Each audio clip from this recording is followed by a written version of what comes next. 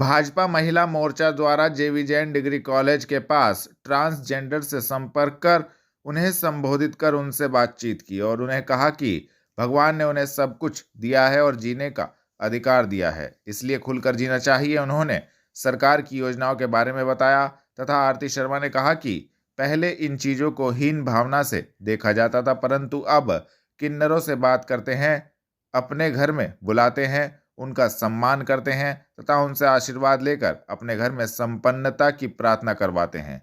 इस अवसर पर बीजेपी महिला मोर्चा द्वारा उनको सम्मानित करने का कार्यक्रम भी किया गया, जिसमें सभी की समस्या को सुना गया। पटेल नगर स्थित आनंद नर्सिंग होम के नजदीक विगत रात्रि श्री साईं पादुका सेवा परिवार के तत्वाधान में नव वर्ष 2024 के शुभ आगमन के अवसर पर दीवाने साईं के सुमधुर भजन संध्या का भव्य आयोजन किया गया। श्रीमती उमा बख्शी ने साई ज्योति प्रज्वलित की। तत्पश्चात मनोज रही ने गणेश वंदना के साथ श्री हनुमान चालीसा का पाठ किया। नगर के प्रसिद्ध भजन गायक सतीश शाह, राजू मान और साई निष्ठ रवि बख्शी ने भी भजन सुनाकर सभी श्रद्धालुओं को भाव विभोर कर दिया। मेरा नाम नीरज कामरा है।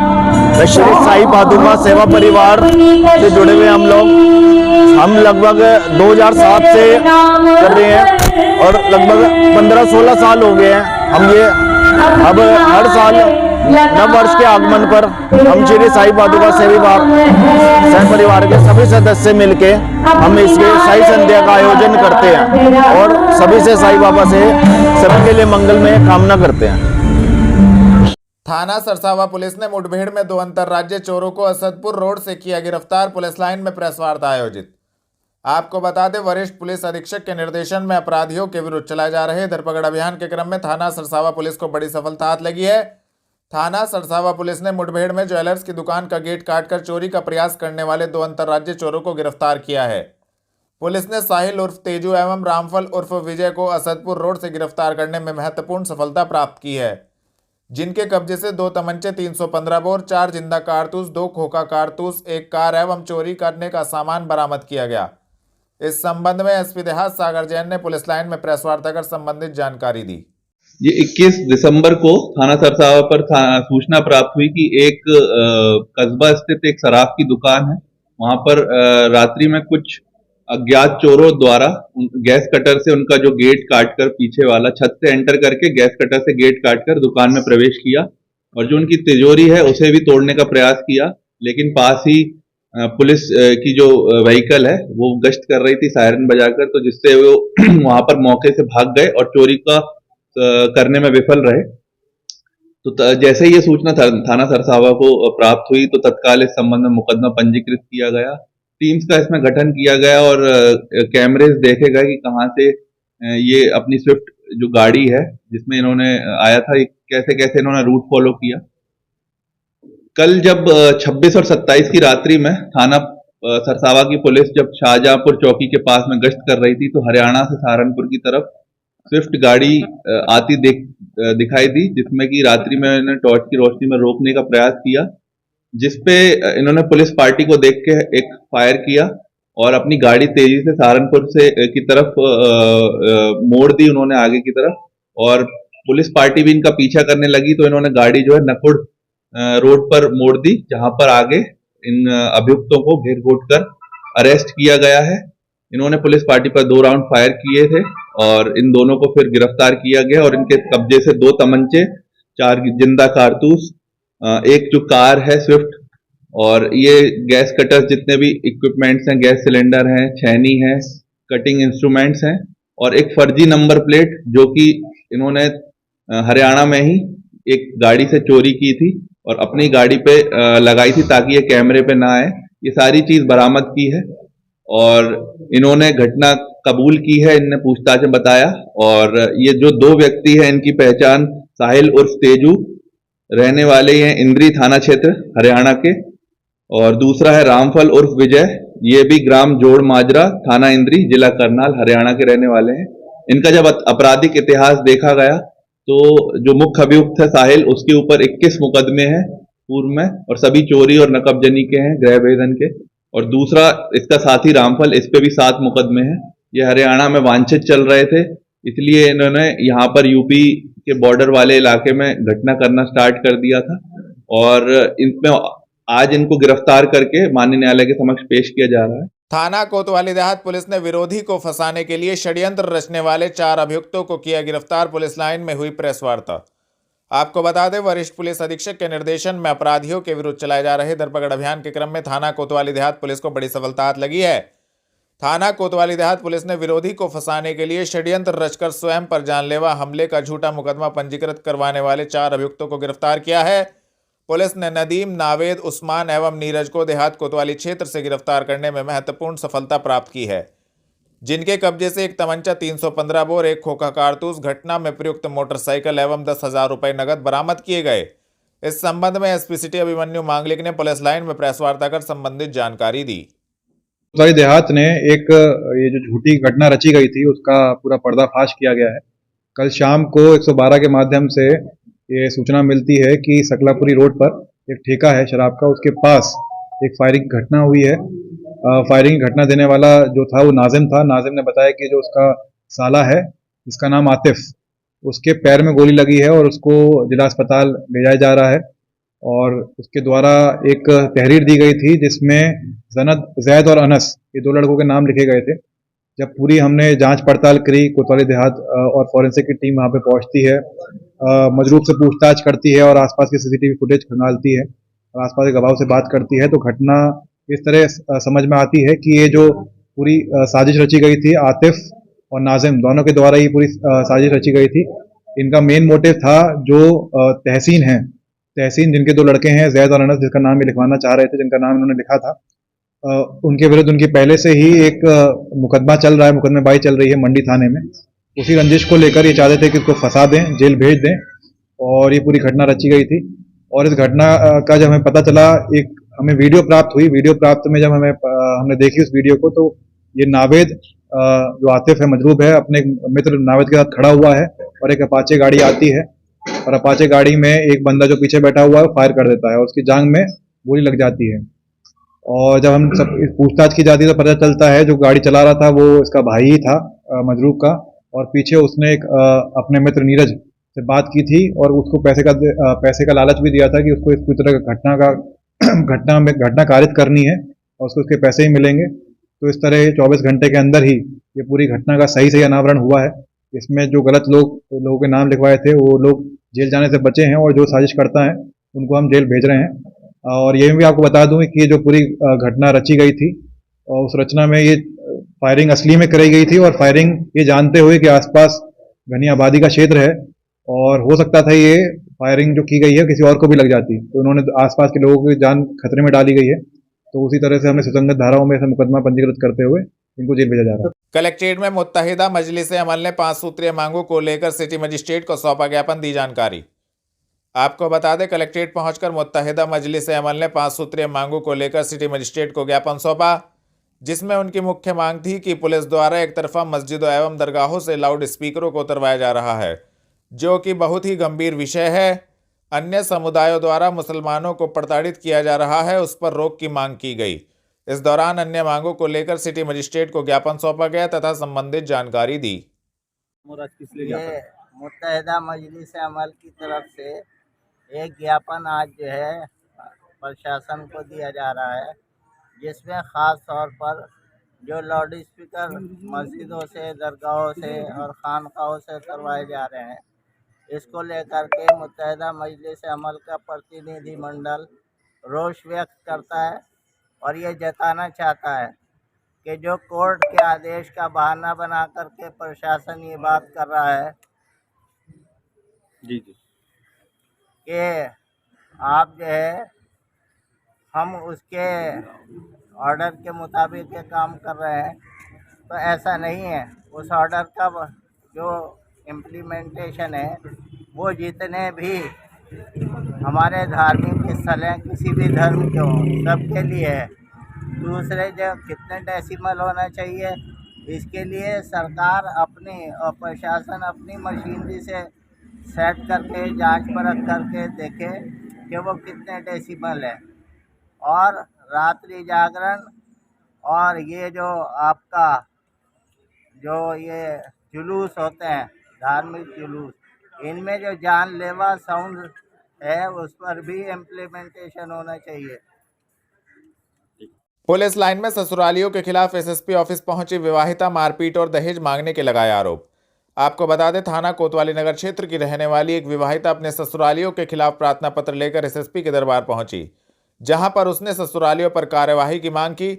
शिकायतकर्ता ने मीडिया को जानकारी देते हुए बताया कि थाना बेहट क्षेत्र निवासी जीशान से उसकी शादी लगभग 1 वर्ष पहले हुई थी।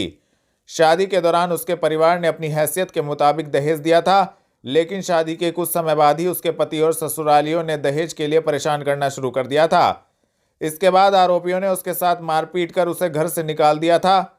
पीड़िता ने पुलिस से कार्यवाही की मांग की तथा न्याय की गुहार लगाई। कहाँ के रहने वाले हो? पुरानी चिंगरी। क्या मामला है? वो लोग मार पिटाई करता है मेरे साथ। कौन? वही ससुराल वाले मेरे जी। क्या किस बात को लेकर मारपीट करते हैं? वो लोग बस यही मुझे लेके नहीं जाना चाह रहे और पैसे मांग रहे, गाड़ी मांग रहे जी। 15 जनवरी। कितने दिन रहे हो वहाँ पर? मैं 4 महीने। उसके बाद बस मैं घर पे आ गई थी 22 मई को। जब घर पे आए थे तो क्या स्थिति में आए थे? परिवार वाले लेके आए थे? उन्होंने मारपीट करके निकाला था मुझे, मैं फिर आई थी। अब आज कहाँ पर आए? आज एसएसपी के यहाँ पे। क्या उनको मिले हो? जी। क्या कहा उन्होंने? उन्होंने यही कहा है कार्रवाई करने के लिए। कार्रवाई करना जी, मैं तो कार्रवाई करना चाहती हूँ। कौन लोग हैं ये ससुराल वाले लोग? का नाम क्या है? कहाँ के रहने वाले? ये ताजपुरे के रहने वाले हैं। नाम क्या है? जीशान आलम पति का है और जेठ का है फैजान रिजवान अफजल जी। जेठानी है, गुलिस्ता है, नगमा है जी। मैं तो कार्रवाई करती हूँ। आईटीसी रोड स्थित सर्किट हाउस सभागार में पहुंचे निषाद पार्टी के प्रदेश अध्यक्ष बैठक का हुआ आयोजन। आपको बता दें, आईटीसी रोड स्थित सर्किट हाउस सभागार में निषाद पार्टी के प्रदेश अध्यक्ष रविंद्र मणि निषाद पहुंचे, जिनकी अध्यक्षता में निषाद पार्टी के 11वें संकल्प दिवस में सभी पदाधिकारियों कार्यकर्ताओं को लखनऊ पहुंचने हेतु बैठक कर जानकारी दी गई। सभी से आह्वान किया गया कि दल बल के साथ लखनऊ के रमाबाई पार्क में पहुंचे।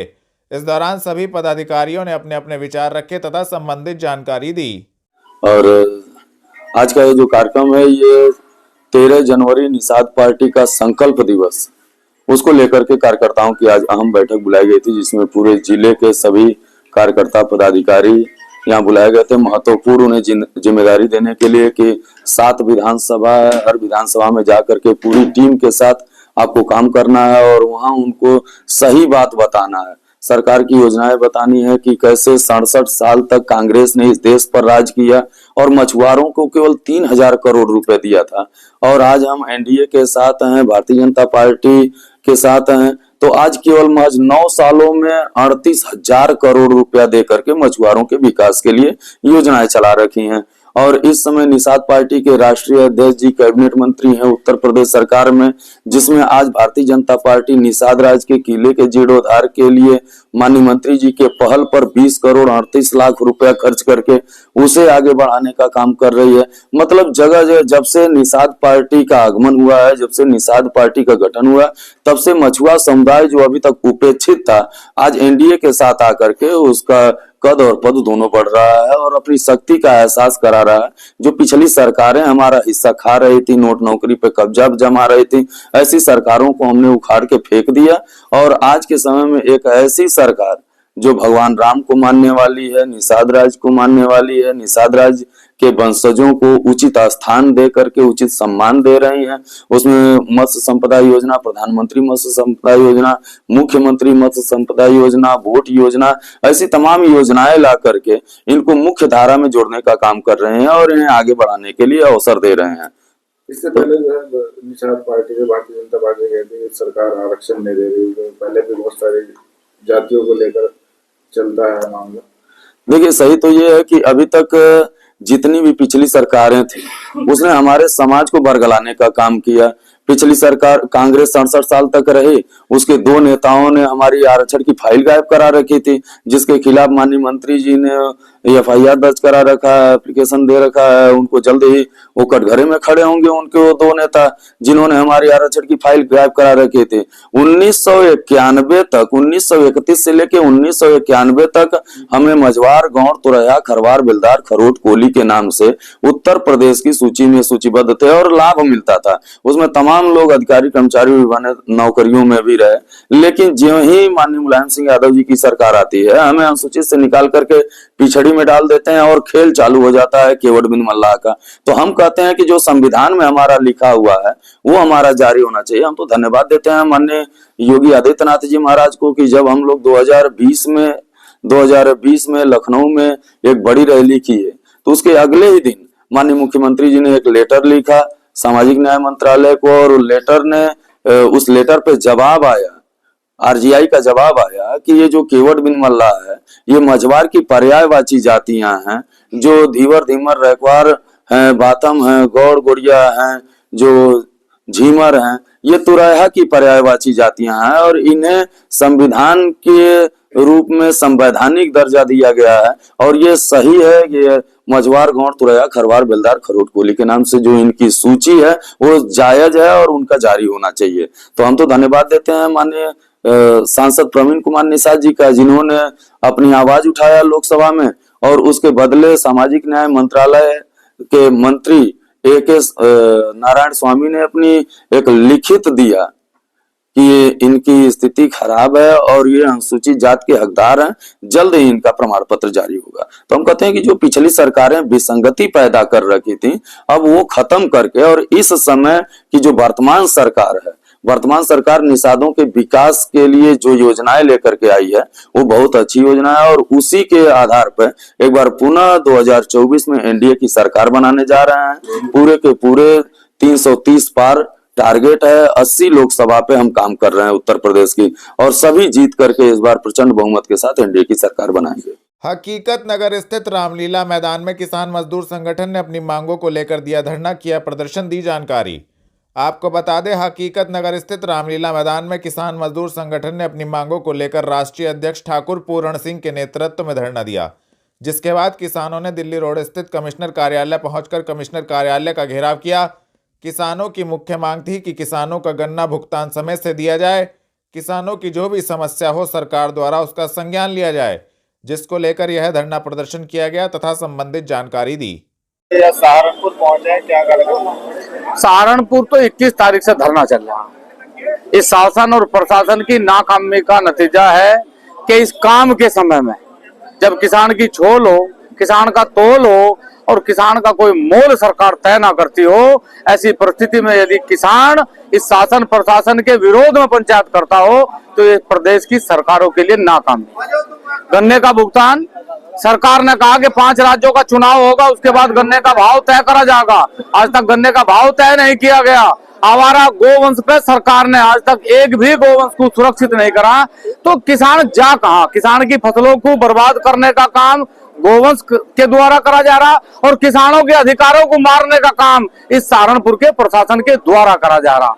दोनों की बुद्धि जब तक ठीक नहीं होगी, जब तक अनिश्चितकालीन धरना चलेगा।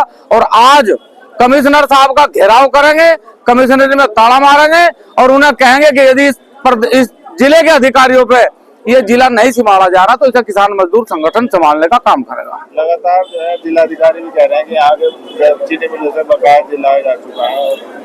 मेरा सवाल सिर्फ ये है कि एक वक्त की रोटी दे के किसान को और यदि दूसरे टाइम भूखा रखा जाए तो ये न्याय है क्या? ये न्याय नहीं है। भुगतान को हमें सरकार अपनी तरफ से दे रही है, हम गन्ना दे रहे, सरकार हमें भुगतान दे रही। ये सुप्रीम कोर्ट का आदेश है कि 14 दिन में गन्ना भुगतान करें, सरकार का आदेश नहीं है। सरकार का काम है गन्ना मूल्य बढ़ाना। पहले एक नियम था कि हर साल 10 रुपए गन्ने पे बढ़े थे, सरकारों ने नियम बढ़ा लिया कि कोई गन्ना मूल्य नहीं बढ़ेगा, चुनाव आवेंगे तो गन्ना मूल्य बढ़ा देंगे। और यदि चुनाव में वो लोग जीत गए तो कोई गन्ना मूल्य नहीं बढ़ाएंगे। ये फसलों की लड़ाई है, आने वाली नस्लों की लड़ाई है और जब तक इसे नहीं जीतेंगे जब तक आंदोलन जारी रहेगा। गांव दमकड़ी में गौकशी की सूचना पर पहुंचे सर्विलांस टीम के साथ वरिष्ठ पुलिस अधीक्षक ग्रामीणों से ली जानकारी। आपको बता दें, थाना कोतवाली देहात क्षेत्र के गांव दमकड़ी में गौकशी की सूचना मिलने पर वरिष्ठ पुलिस अधीक्षक डॉक्टर विपिन ताड़ा पुलिस बल व सर्विलांस टीम के साथ मौके पर पहुंचे। इस दौरान उन्होंने ग्रामीणों से जानकारी ली। कुछ संदिग्धों के नाम सामने आए, जिसको लेकर मामले की जांच की जा रही है, जिसमें वरिष्ठ पुलिस अधीक्षक का कहना है कि जो भी इसमें दोषी पाया जाएगा उनके विरुद्ध कार्यवाही की जाएगी, जिसको लेकर संबंधित जानकारी दी। थाना देहात कोतवाली क्षेत्र के गांव दबकड़ी में वहीं के किसान की दो गायें गौ तस्करों के द्वारा चोरी कर दी गई और उसके बाद वहीं पे समीप में एक बाग था, बाग में दोनों गाय को वहीं पे काट के कुछ अवशेष वहीं पर छोड़ दिए गए थे। तो बजरंग दल के कार्यकर्ताओं को इसकी सूचना मिली, पूरी टीम के साथ बजरंग दल के कार्यकर्ता पहुंचे वहां पर। इसकी जो सूचना तुरंत पुलिस को दी गई और मौके पर सहारनपुर के वरिष्ठ पुलिस अधीक्षक महोदय भी पहुंचे। लेकिन बजरंग दल के कार्यकर्ताओं का कहना यह है कि रोज सहारनपुर जनपद के अंदर प्रतिदिन गौ कैसे की घटनाएं हो रही हैं, जो बहुत ही पीड़ादायक है और बजरंग दल के कार्यकर्ताओं के सब्र की जो सीमा है वो पार हो रही है। हमारी प्रशासन से यही मांग है कि जल्द से जल्द जितनी भी गौ किसी घटनाएं हैं इन पर अंकुश लगाए, नहीं बजरंग दल के कार्यकर्ता स्वयं इतने सक्षम है कि वो गौ किसी को रोकने का कार्य करेंगे। थाना देहात के दमकड़ी गांव में आज सुबह सूचना मिली गौकशी की, जिस पर कि मैं और तमाम टीम जो है पुलिस बल मौके पर आए हैं स्वास्थ्य और सर्विलेंस टीम के साथ में। इसमें जो ग्रामीण हैं उनसे जानकारी की जा रही है। कुछ संदिग्ध हैं जिनके नाम सामने आए हैं, उनका तस्दीक कर जो दोषी पाया जाएगा उनके विरुद्ध कार्रवाई इसमें की जाएगी। सर 6 महीने पहले भी ऐसी घटना यहाँ पे हुई थी गाँव में, तब कुछ नहीं हो पाया। जी, इसमें पुलिस ने काफ़ी कार्रवाई की है जनपद में गौकशी में, और पिछले साल के मुकाबले इस साल 50% की कमी है और जो अभियुक्त हैं उनके विरुद्ध भी कई कठोर कार्रवाइयाँ हुई है। इसमें जो भी दोषी पाया जाएगा इस घटना में उसके विरुद्ध भी इसमें कठोर कार्रवाई होगी और शीघ्र ही इस घटना का अनावरण किया जाएगा। कोट रोड स्थित जिला कार्यालय पर रालोद ने मनाया रालोद सुप्रीमो जयंत चौधरी का 45वां जन्मदिन, दी जानकारी। आपको बता दें, राष्ट्रीय लोकदल के कार्यकर्ताओं ने रालोद के जिला कार्यालय पर अपने नेता रालोद सुप्रीमो जयंत चौधरी का केक काटकर 45वां जन्मदिन हर्षोल्लास के साथ मनाया। कार्यकर्ताओं ने जयंत चौधरी की दीर्घायु की कामना की। जिला अध्यक्ष राव केसर एवं प्रदेश महासचिव चौधरी धीर सिंह ने कहा, चौधरी साहब का ये जन्मदिन युवाओं को समर्पित है। उन्हीं के निर्देश पर कल पूरे उत्तर प्रदेश में युवा रालोद ने पुलिस भर्ती में आयु सीमा में 3 साल की छूट के लिए प्रदर्शन किया, जिसे सरकार ने मान लिया। जिला अध्यक्ष ने प्रदेश सरकार का भी धन्यवाद किया तथा संबंधित जानकारी दी। आपका नाम और आज सलीम, जिलाध्यक्ष राष्ट्रीय लोकदल जनपद सहारनपुर। आज राष्ट्रीय लोकदल पार्टी के लिए बड़ा हर्ष का विषय है कि तमाम साथी यहाँ मिलकर माननीय जयंत चौधरी का 45वां जन्मदिन मना रहे हैं और चौधरी चरण सिंह का जन्म सप्ताह भी चल रहा है। उसके लिए गाँव जाकर सदस्यता अभियान चल रहा है। उसी के बीच बड़े हर्ष की बात है कि हमारे युवा साथी, हमारे युवा नेता के लिए 45वां आज ये हमारी वर्षगांठ आई है, सब धूमधाम से मना रहे हैं। और हम जन्मदिन पर उनको एक और बधाई दे देना चाहते हैं कि कल उन्होंने जिस प्रकार प्रदेश सरकार पर दबाव बनाया था युवाओं के लिए कि 3 साल आयु सीमा बढ़ा दी जाए, हम धन्यवाद देते हैं अपने नेता को। उनके लिए इससे बड़ा कोई जन्मदिन का तोहफा हो नहीं सकता कि युवाओं के लिए 3 साल का आयु सीमा जो पुलिस भर्ती में बढ़ी है, उसके लिए माननीय चौधरी जी को बहुत बहुत धन्यवाद। और इसके लिए योगी जी को भी धन्यवाद देते हैं कि उन्होंने हमारी भावनाओं पर, युवाओं के भविष्य का ध्यान में रखते हुए राष्ट्रीय लोकदल की ये मान मानी।